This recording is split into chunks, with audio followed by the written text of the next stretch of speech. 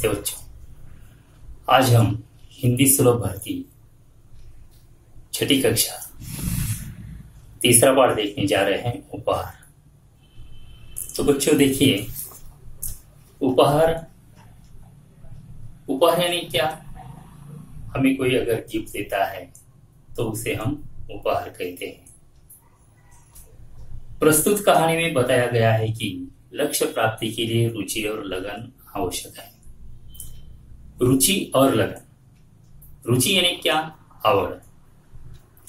हमें अगर किसी चीज में रुचि होती है तो हम उसमें जान डाल देते हैं और प्रयास करते हैं, और पूरी लगन के साथ, आत्मविश्वास के साथ वो हासिल करना चाहते हैं। तो पहले तो हमें क्या होना चाहिए? उसमें रुचि होनी चाहिए, आवड़ होनी चाहिए। हमें जो अच्छा लगे वही करना चाहिए, और ये रुचि लेकर पूरी लगन से, पूरी ताकत से, आत्मविश्वास से अगर हम किसी के कौन सी भी चीज हासिल करने के लिए प्रयत्न करते हैं तो वो चीज हमें हासिल होती है। ये इस कहानी में हमें बताया है। आगे बताया है कि चित्र पहचान कर उनके नाम लिखो। नाम हमारे। अब कुछ चित्र दिए हैं, हम देखते हैं। देखिए आप, ये पहला चित्र है। कौन सा है? हाँ देखिए, बराबर घर। पहला चित्र है घर। दूसरा चित्र नदी। तीसरा चित्र है फल। चौथा चित्र है पहाड़। पांचवा चित्र बोरा। छठा चित्र है चाबियां। आगे का चित्र है लोग। बराबर है ना? आगे दिया है गिलास, उसमें दूध है, दूध का गिलास। ये बूढ़ा, वृद्ध, और अंतिम चित्र है मिठाई। तो इस तरह से हमें ये चित्र पहचानने के लिए दिए। उसके नीचे हमें नाम लिखना है। तो चलिए हम विस्तार से इस कहानी की ओर जाते हैं और कहानी पढ़कर हम समझाते हैं। मेला, उपहार। तो यहाँ पर हम ये जो है उपहार कहानियाँ देखने पढ़ते हैं और समझ लेते हैं। देखिए, एक गांव में ऋत्विक नाम का लड़का रहता था। वह बहुत गरीब था। गांव के पास पुस्तक मेला लगा था। उसने माँ से कहा, मैं भी मेला देखने जाऊंगा। उसकी माँ बोली, देखो, घर में कोई बड़ा नहीं है, तुम अकेले कैसे जाओगी इतनी दूर? बेटा, मेला देखने की जिद छोड़ दो, चलो दूध पी लो। अपनी माँ की बात सुनकर ऋत्विक उदास हो गया और एक पेड़ के नीचे जा बैठा। तो यहाँ पर इस कहानी में शुरुआत में कहा गया है कि ऋत्विक नाम का जो लड़का है एक गांव में रहता था और बहुत गरीब था। गांव के पास एक पुस्तक मेला लगा था, जहाँ पर मेला जो है हमने पिछले पाठ में पढ़ा, वहाँ पर अनेक पुस्तकों की दुकानें थी। और उसने अपनी माँ से कहा कि मैं भी मेला देखने जाऊँगा। किसने किससे कहा? किसने कहा? तो ऋत्विक ने अपनी माँ से कहा कि मैं भी मेला देखने जाऊँगा। पर माँ ने उसकी बात टाल दी, क्योंकि घर में कोई बड़ा नहीं था। इसलिए उसकी माँ बोली, घर में कोई बड़ा नहीं है, तुम अकेले कैसे जाओगी इतनी दूर? बेटा, मेले देखने की जिद छोड़ दो और चलो दूध पी लो। और अपनी माँ की बात सुनकर ऋत्विक उदास हो गया, नाराज हो गया और जाके एक पेड़ के नीचे बैठ गया। अचानक उसकी दृष्टि दूर पेड़ों के पीछे गई, जहाँ बहुत तेज रोशनी थी। वो उठकर वहाँ गया। वहाँ सुनहरे पंख वाली एक परी खड़ी थी। ऋत्विक ने हैरान होकर उस परी से पूछा, तुम कौन हो? वो बोली, मैं परी हूँ, लेकिन तुम यहाँ उदास क्यों बैठे हो? तो पेड़ के नीचे बैठते बैठते ऋत्विक की नज़र जो है एक दूरदृष्टि जो है उसकी पड़ी, जहाँ से तेज रोशनी आ रही थी, तेज यानी कि प्रखर। वह उठकर वहाँ चला गया और वहाँ पर उसने देखा कि सुनहरे पंखों वाली एक परी खड़ी थी। सुनहरे पंखों वाली यानी कि सोने के पंखों वाली जो परी है वहाँ पर खड़ी थी। ऋत्विक ने हैरान होकर उस परी से पूछा, तुम कौन हो? और वह बोली, मैं परी हूँ, लेकिन तुम यहाँ उदास क्यों बैठे हो? परी का प्रश्न सुनकर ऋत्विक की आंखों में आंसू आ गए। नाराज हो गया था ना।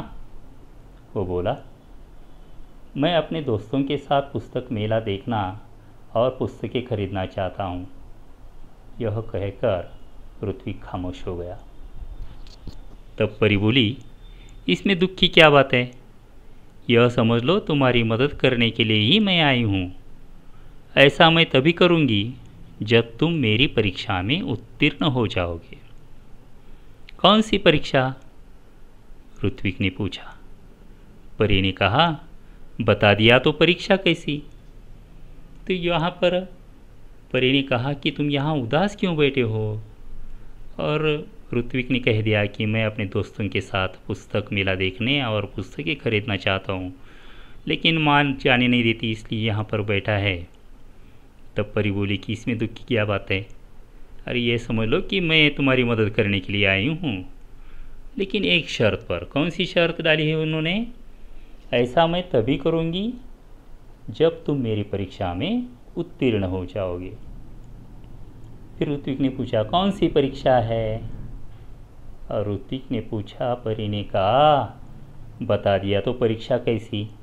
है ना, अचानक जब हमारे स्कूल में परीक्षा ली जाती है तो उसका मज़ा कुछ और ही होता है। कभी कभी अध्यापक आते हैं और कहते हैं कि चलो भाई आज हम 10 मार्क की इम्तिहान परीक्षा लेंगे, तो बहुत मज़ा आता है। ऐसा ही परी ने कहा कि अगर पहले ही बता दिया तो इसमें मज़ा नहीं आएगा। फिर आगे कहते हैं, ठीक है। ऐसा कहकर ऋत्विक वहाँ से चला गया। अभी वह कुछ दूर ही गया था कि उसे रास्ते में गिरी हुई एक पोटली मिली। ऋत्विक को यह विश्वास हो गया कि लाल रंग की इस मखमली पोटली में कोई कीमती चीज़ है। उसने उसे खोलना चाहा, फिर सोचने लगा, जब ये मेरी नहीं है तो इसे खोलने का मुझे हक नहीं है। ऋत्विक ने पोटली नहीं खोली। तभी किसी की आवाज़ उसके कानों में पड़ी, बेटा, मेरी पोटली गिर गई है रास्ते में, क्या तुमने देखी है? तो यहाँ पर कहते इम्तिहान लेना है, परीक्षा, ठीक है। ऐसा कहकर ऋत्विक वहाँ से चला गया। लेकिन थोड़ी दूर जाने के बाद उसको एक पोटली मिली। पोटली यानी कि एक थैली, छोटी थैली मिल गई। ऋत्विक को यह विश्वास हो गया कि लाल रंग की इस मखमली पोटली में कोई कीमती चीज़ होगी। पोटली जो है मखमली थी, मलमली थी, तो उसे लगा कि इसमें कोई कीमती चीज़ होगी। उसने उसे खोलना चाहा, फिर सोचने लगा, जब ये मेरी नहीं है तो इसे खोलने का मुझे हक नहीं है ना। अगर अपनी चीज़ है, अपनी वस्तु है, तो हम उसे देख सकते हैं, खोल सकते हैं। लेकिन उसने सोचा कि ये तो मेरी नहीं है, फिर मैं इसे कैसे खोलूं? ऋत्विक ने पोटली नहीं खोली। बराबर किया उन्होंने, वो पोटली नहीं खोली। तभी किसी की आवाज़ उसके कानों में पड़ी।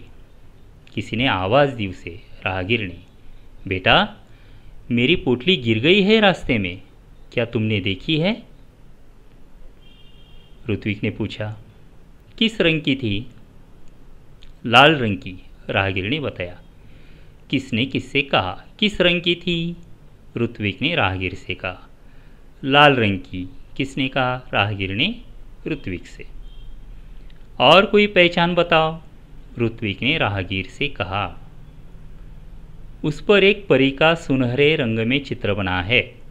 किसने कहा? राहगीर ने। उस पर एक परी का सुनहरे रंग में चित्र बना है। राहगीर का जवाब था।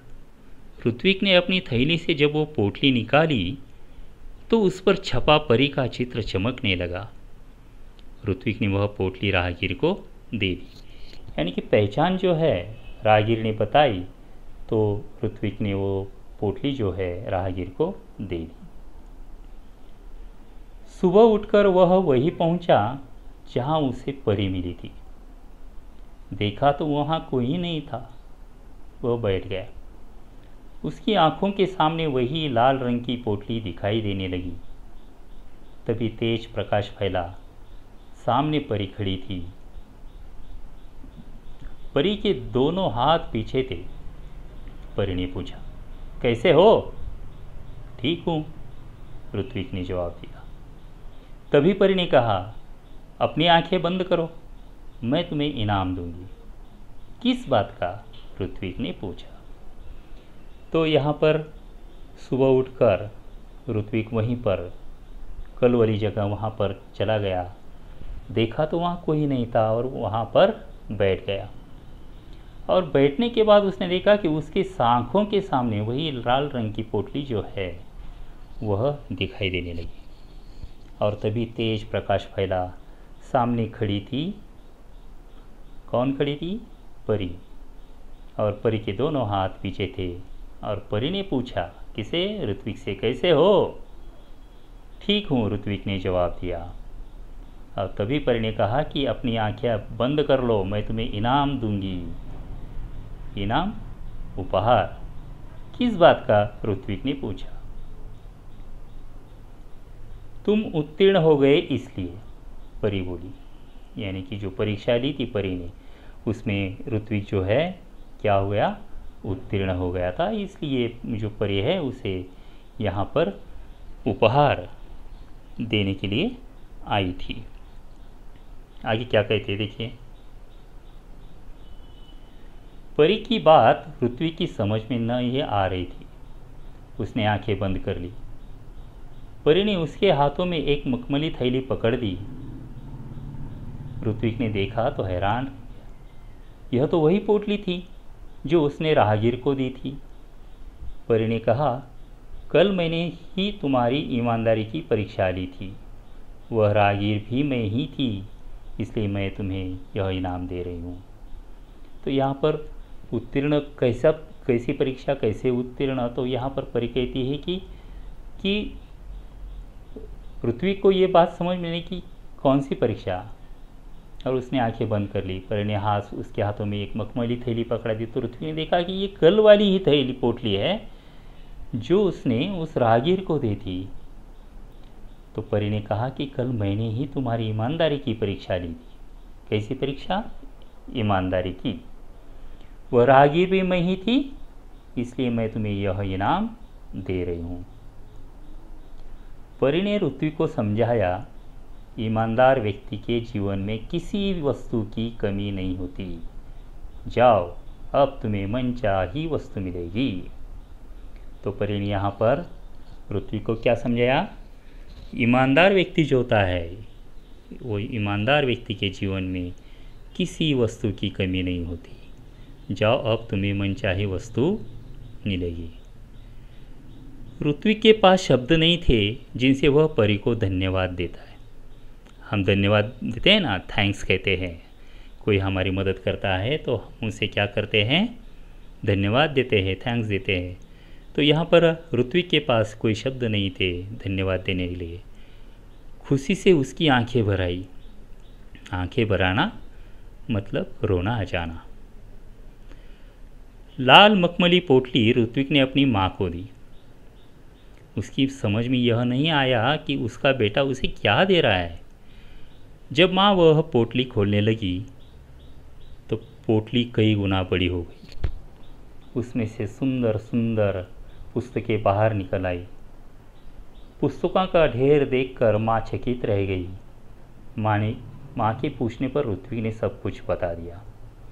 तो यहाँ पर लाल मखमली पोटली जो है ऋत्विक ने घर ले जाकर किसे दी? अपनी माँ को दे दी। माँ के मन में ये कुछ समझ में नहीं आ रहा कि ये मेरा बेटा मुझे क्या दे रहा है। और जब माँ ने वो पोटली खोली तो वो पोटली कई गुना बड़ी हो गई और उसमें से सुंदर सुंदर पुस्तकें बाहर निकल आई। पुस्तकों का ढेर देखकर माँ चकित रह गई, आश्चर्यचकित रह गई। माँ के पूछने पर ऋत्विक ने सब कुछ बता दिया, जो भी किस्सा घटा था परी के साथ वो सब बता दिया। अब ऋत्विक ने मित्रों के लिए अपनी बहन कृतिका की सहायता से पुस्तकालय खोला। ऋत्विक ने क्या किया, अपनी बहन जो है कृतिका, उसकी सहायता से एक पुस्तकालय खोला। वहाँ सभी बच्चे आकर अपनी मनपसंद पुस्तकें पढ़ने लगे। पुस्तकें पढ़ना सबको पसंद है ना, पढ़ते हो ना सभी लोग पुस्तक। तो यहाँ पर सभी बच्चे आकर अपनी मनपसंद पुस्तकें पढ़ने लगे। उनको पूरा गांव पुस्तक मित्र के नाम से जानने लगा। किसे पुस्तक मित्र के नाम से जानने लगे? कृतिका और ऋत्विक को। ऋत्विक ने पुस्तकालय को ही अपने जीवन का ध्येय बना लिया। अपने जीवन का ध्येय जो है, उच्चतम ध्येय, ऋत्विक ने किसे बना लिया? तो पुस्तकालय को बना लिया। उसका सारा समय पुस्तकों के बीच ही रहता था, बीतने लगा। एक दिन पुस्तक पढ़ते पढ़ते ऋत्विक की आंख लग गई। देखता क्या है कि पुस्तकें उससे बातें करने लगी। उससे एक पुस्तक ने पूछा, ऋत्विक, अगर तुम अपने जीवन में बड़े आदमी बनोगे तो क्या तुम हमारा साथ छोड़ दोगे, हमें भूल जाओगे? ऋत्विक ने कहा, नहीं नहीं, अब तो तुम ही मेरी साथी हो, मित्र हो। तभी किसी ने दरवाजे की घंटी बजाई और उसकी नींद टूटी। जागने पर देर तक सोचता रहा कि आगे चलकर वह बड़ा सा पुस्तक भंडार खोलेगा। तो इस तरह से पुस्तक पढ़ते पढ़ते ऋत्विक की आंख लग गई, यानी कि नींद आ गई, सो गया। और देखता क्या है कि उन पुस्तकों में से कई पुस्तकें उससे बातें करने लगी। और उससे एक पुस्तक ने पूछा कि ऋत्विक, अगर तुम जीवन में बड़े हो जाओगे, बड़े बनोगे तो हमारा साथ छोड़ दोगे, हमें भूल जाओगे?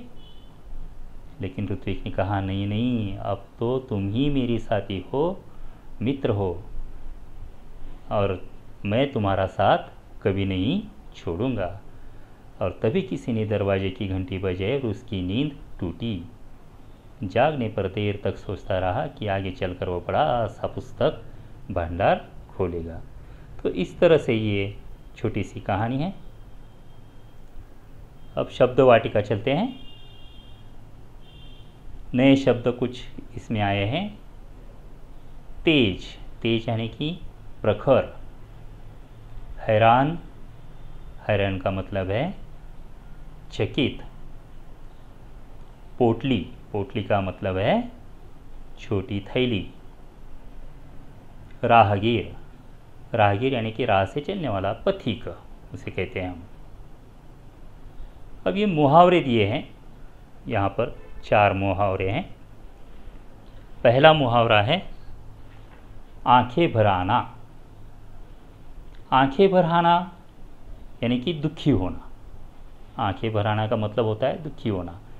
हमें परीक्षा में मुहावरा दिया जाता है और उसका अर्थ लिखकर वाक्य में इस्तेमाल करना होता है। तो आंखें भर आना, दुखी होना। और जब हम वाक्य बनाते हैं तो मूल शब्द जो है वो हमें वाक्य में इस्तेमाल करना पड़ता है। जैसे कि देखिए, आंखें भर आना, उसका अर्थ हमने देखा दुखी होना।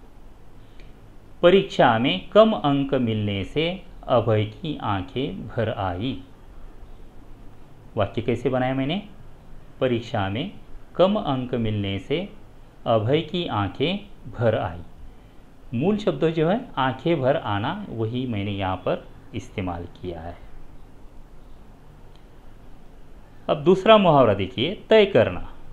तय करना का अर्थ है निश्चय करना, ठान लेना। तय करना, निश्चय करना, ठान लेना। अब इसका वाक्य देखिए, अभय ने परीक्षा में प्रथम आने का तय किया। अभय ने परीक्षा में प्रथम आने का तय किया। तीसरा मुहावरा है चकित होना। चकित होना, आश्चर्य होना। वाक्य देखिए, पिताजी से कीमती तोहफा मिलने पर राजू चकित हो गया। पिताजी से कीमती तोहफा मिलने पर राजू चकित हो गया। अगला मुहावरा है आंख लगना नींद आ जाना। आंख लगना नींद आ जाना। वाक्य देखिए, बस में बैठते ही मेरी आंख लग गई। बस में बैठते ही मेरी आंख लग गई। तो इस तरह से ये मुहावरे जो है, मुहावरा उसका अर्थ और उसके वाक्य हमें लिखने हैं। अब आगे देखिए, निम्नलिखित शब्दों के समानार्थी शब्द इस कहानी से ढूंढकर बताओ। भाषा की ओर, निम्नलिखित शब्दों के समानार्थी शब्द इस कहानी से ढूंढकर बताओ। अब देखिए, हमें मन से नहीं लिखना है। ये जो शब्द दिया है, इन शब्दों का इस कहानी से ही समानार्थी शब्द हमें ढूंढना है। पहला शब्द है सखा। सखा शब्द के लिए कौन सा शब्द है? बोलो। मित्र, बराबर। सखा शब्द के लिए कौन सा शब्द है? मित्र। जननी, जननी के लिए शब्द कौन सा है? माँ, बराबर है माँ। माता नहीं है, इस कहानी में माँ शब्द है। भगिनी के लिए कौन सा शब्द है? भगिनी के लिए बताओ तो। बहन, बराबर, बहन। अगला शब्द वृक्ष। वृक्ष के लिए कौन सा शब्द है? हाँ, पेड़, बराबर, पेड़। नयन, नयन के लिए कौन शब्द है? आँख, नयन के लिए आँख। तो सखा मित्र, जननी माँ, भगिनी बहन, वृक्ष पेड़, नयन आँख। इस तरह से हमें समानार्थी शब्द इस कहानी से ढूंढकर लिखने हैं। आगे देखते हैं, बताओ तो सही। बताओ तो सही में सुनो तो ज़रा, सुनो तो ज़रा कार्टून कथा सुनकर उसे हावभाव सहित सुनाओ। कार्टून, कार्टून देखते हैं ना आप? आपको तो कार्टून बहुत पसंद है ना? डोरेमोन, छोटा भीम। तो आपको क्या करना है, किसी भी एपिसोड का एक जो कथा है, वो कथा क्या करनी है, अपने मित्रों को हावभाव सहित सुनानी है। सुनाएंगे ना? हाँ, ज़रूर सुनाएंगे। मुझे बहुत आनंद मिलेगा। आपको कहानियाँ बताना बहुत पसंद आता है और कार्टून कथा तो आप ज़रूर ही सुनाएंगे। बताओ तो सही, बड़े होकर क्या बनना चाहते हो? बड़े होकर क्या बनना चाहते हो? भैया आपको तो आपकी मर्जी क्या बनना है ना? लेकिन कोई बच्चे ठान लेते हैं मुझे डॉक्टर बनना है, मुझे इंजीनियर बनना है, मुझे शिक्षक बनना है, मुझे चित्रकार बनना है, मुझे गायक बनना है। तो आपको जो पसंद हो वो बनना चाहते हैं, तो आप कुछ 5-6 वाक्य उस पर आप लिख सकते हैं, बोल सकते हैं। वाचन जगत से महादेवी वर्मा का कोई रेखाचित्र पढ़कर उसके पात्रों के नाम लिखो। महादेवी वर्मा जो कवयित्री है, उसका कोई रेखाचित्र पढ़कर उसके पात्रों के नाम आपको लिखना है। आगे क्या कहा है? इस कहानी के किसी एक अनुच्छेद का अनुलेखन करो। इस कहानी के किसी एक अनुच्छेद का अनुलेखन करो। कौन सा भी अनुच्छेद ले लो और उसका अनुलेखन करो, मतलब देखकर अच्छी तरह से वह हमें कॉपी करना है, अच्छी तरह से लिखना है। सभी बच्चे ये अनुलेखन करेंगे। अगला प्रश्न है, किसने किससे कहा है बताओ। किसने किससे कहा है बताओ। पहला है, तुम यहाँ उदास क्यों बैठे हो? क्या वाक्य है? तुम यहाँ उदास क्यों बैठे हो? किसने कहा है? हाँ बराबर, परी ने कहा है। और किससे कहा है? ऋत्विक से। परी ने ऋत्विक से कहा है। Very good. दूसरा वाक्य है, मेरी पोटली गिर गई है रास्ते में। मेरी पोटली गिर गई है रास्ते में। किसने कहा? हाँ सही, राहगीर ने कहा। किससे? ऋत्विक से। तो राहगीर ने ऋत्विक से कहा है। तीसरा वाक्य, और कोई पहचान बताओ। और कोई पहचान बताओ। किसने कहा? बराबर, ऋत्विक ने कहा। किससे?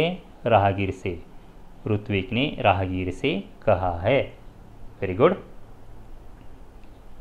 चौथा वाक्य है, नहीं नहीं, अब तो तुम ही मेरी साथी हो, मित्र हो। किसने कहा? नहीं नहीं, अब तो तुम ही मेरी साथी हो, मित्र हो। बराबर, ऋत्विक ने कहा है। किन से? तो पुस्तकों से। ऋत्विक ने पुस्तकों से कहा है। Very good. अब सदैव ध्यान में रखो, सच्चाई में ही सफलता निहित है। सदैव ध्यान में हमें क्या रखना है? सच्चाई में ही सफलता निहित है। हमें जो सफलता मिलती है, अगर हम सच्चे मन से काम करते हैं तो हमें मिलती है। जरा सोचो, बताओ, यदि तुम्हें परी मिल जाए तो। वाह, क्या बात है। अगर आपको परी मिल जाए तो क्या करेंगे आप? आप बहुत मज़े करेंगे, है ना। परी मिल जाए तो आपको उनका देश कैसा है ये जानना होगा। परियों का देश कैसा रहेगा, आप उनके परियों के देश में जाना चाहेंगे, परियों का देश देखना चाहेंगे, वहाँ उनके साथ कुछ दिन रहना चाहेंगे, है ना। और परियों से किताबें और खिलौने की मांग करेंगे, चॉकलेट की मांग करोगे। कई दिनों तक उनके साथ मज़े करने के लिए आपका जी चाहेगा। और जो जो आपके मन में आएगा वो आपको लिखना है। यदि तुम्हें परी मिल जाए तो अपनी सोच है, अपनी सोच से आप कुछ भी, आपको जो मन चाहे आप लिख सकते हैं, बता सकते हैं। अध्ययन कौशल में क्या कहा गया है? देखिए, किसी परिचित अन्य कहानी लेखन के लिए मुद्दे तैयार करो। कहानी तो हम बताते हैं, कहानियाँ बताना आपको बहुत अच्छा लगता है ना। कहानियाँ बताते हैं ना, मज़ा आता है ना। तो यहाँ पर जो भी आपके सामने कहानी है तो उसके लिए मुद्दे आपको तैयार करने हैं।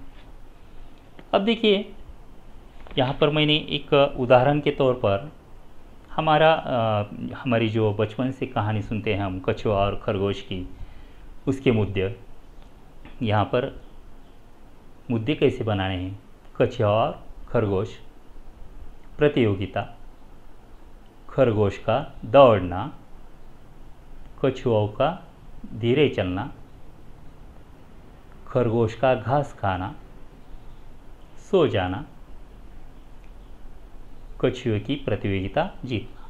इस तरह से ये मुद्दे हमें बनानी। कहानी तो आपको आती है, लेकिन कहानी के मुद्दे जो हैं इस तरह से लिखने हैं। फिर से एक बार देखिए, कछुआ खरगोश, प्रतियोगिता, खरगोश का दौड़ना, कछुए की धीरे चाल, खरगोश का घास खाना, सोना, कछुए की प्रतियोगिता जीतना। इस तरह से हम मुद्दे तैयार कर सकते हैं किसी भी कहानी के लिए। अब स्वयं अध्ययन के लिए दिया है, दिए गए चित्रों के आधार पर उचित और आकर्षक विज्ञापन तैयार करो। विज्ञापन यानी क्या? जाहिरात। हम न्यूज़पेपर में, टीवी पर देखते हैं, विज्ञापन देखते हैं ना। तो यहाँ पर एक चित्र दिया है, पुस्तक, अनेक पुस्तकें दी हैं। तो यहाँ पर पुस्तकों पर हमें विज्ञापन तैयार करना है। कैसे करना है? हम न्यूज़पेपर में देखते हैं, पुस्तक मेला, है ना, पुस्तकों की प्रदर्शनी। हरी अप जल्दी आओ, खुशखबर खुशखबर। 100 रुपये की पुस्तक 25 रुपये में, अनेक तरह की पुस्तकें उपलब्ध। वहाँ पर तारीख दी होती है, यहाँ से वहाँ तक, यानी कि 10 दिन की मोहलत, 25% छूट, 50% छूट, सस्ते में मिलेंगे, मन चाहे पुस्तक घर ले जाकर पढ़ो। और स्थल दिया जाता है किसी वाचनालय में, किसी दालन में। तो ये हमें, आप न्यूज़पेपर देखिए, न्यूज़पेपर में किस तरह से ये विज्ञापन तैयार किया जाता है, और उसी तरह से ये पुस्तकों का आकर्षक आप विज्ञापन तैयार करेंगे ना।